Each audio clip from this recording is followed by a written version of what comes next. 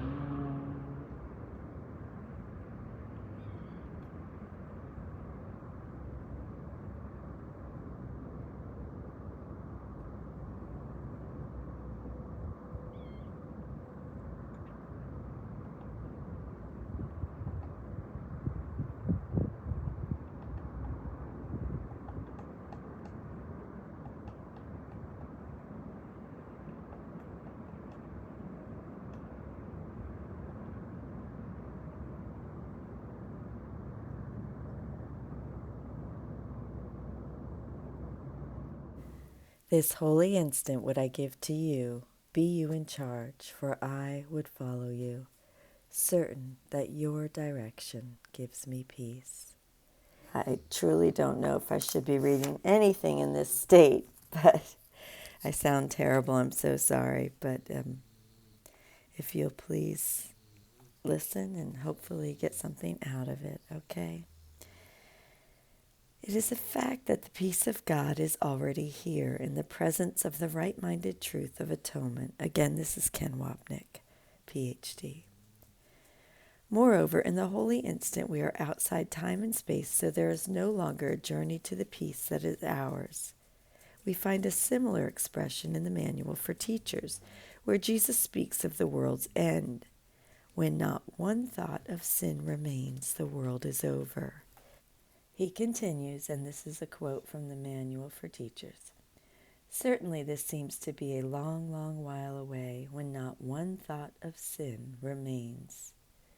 That appears to be a long-range goal indeed, but time stands still and waits on the goal of God's teachers. Not one thought of sin will remain the instant any one of them accepts atonement for himself.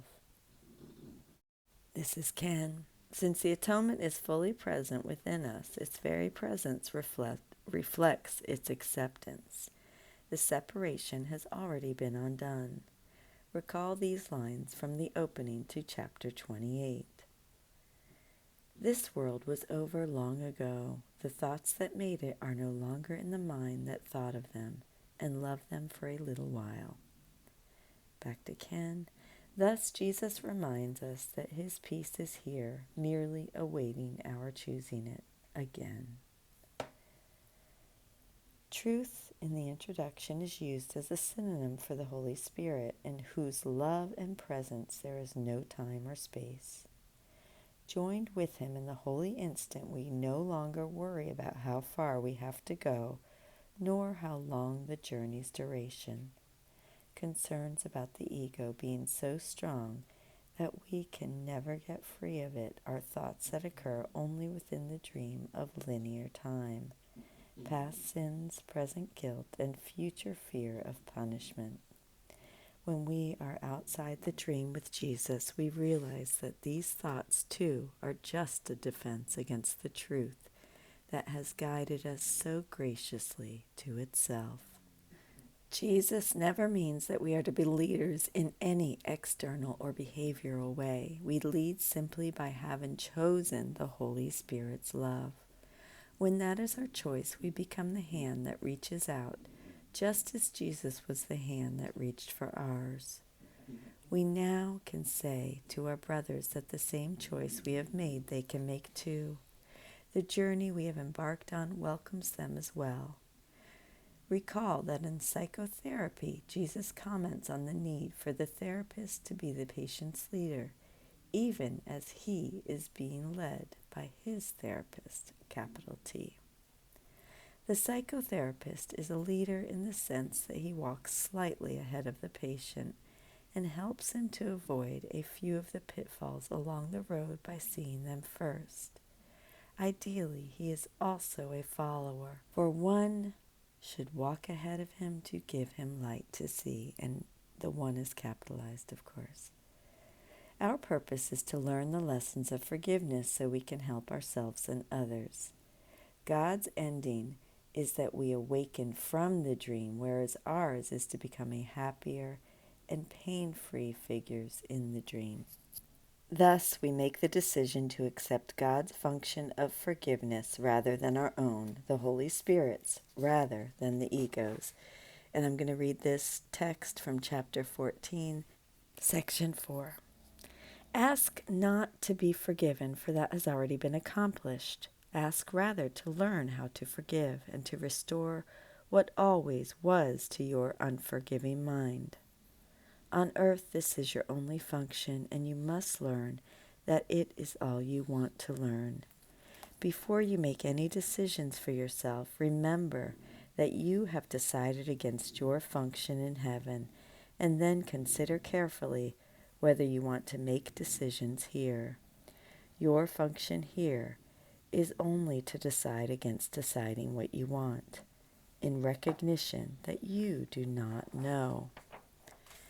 How then can you decide what you should do? Leave all decisions to the one who speaks for God and for your function as he knows it. And so it is. I'm going to end there today. Thank you so much for joining with me, and I will see you tomorrow. I love you. Have a beautiful day, evening, whatever it may be in your world. Bye-bye. I notice I sound better when I whisper. Thank you.